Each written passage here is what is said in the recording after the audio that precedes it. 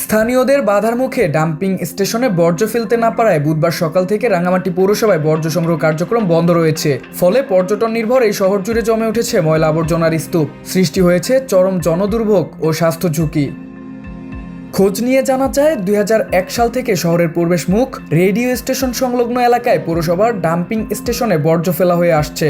তবে সময়ের সাথে সাথে ওই এলাকার আশপাশে গড়ে উঠেছে ঘনবসতি। এতে দীর্ঘদিন ধরে দুর্গন্ধ, পরিবেশ দূষণ ও বিভিন্ন স্বাস্থ্য সমস্যায় ভুগছেন স্থানীয় বাসিন্দারা। একই সঙ্গে পর্যটন নগরীতে প্রবেশ মুখেই ময়লার দুর্গন্ধে বিব্রত হচ্ছেন ভ্রমণকারীরা। ডাম্পিং স্টেশন স্থানান্তরের দাবিতে স্থানীয়রা গত কয়েক বছর ধরে আন্দোলন চালিয়ে আসছেন। দাবি বাস্তবায়ন না হয় মঙ্গলবার দুপুর থেকে তারা ডাম্পিং স্টেশনের সামনে মানববন্ধন করে বর্জ্য ফেলা বন্ধ করে দেন। এতে পৌরসভার বর্জ্য ব্যবস্থাপনা কার্যক্রম পুরোপুরি স্থবির হয়ে পড়ে। পৌরসভার ময়লা ফেলানোর জন্য ওদিকে যে ডাস্টবিনটা ছিল আমাদের ওইখানে আসলে ওইটা ময়লা ফেলার মূল জায়গা নয়। সরকার অস্থায়ীভাবে ওই জায়গাটা অ্যাকোয়ার করছিল।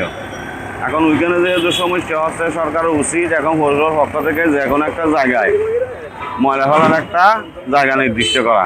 ডাস্টবিন যেটা ছিল এটা বন্ধ করে দেওয়া হয়েছে।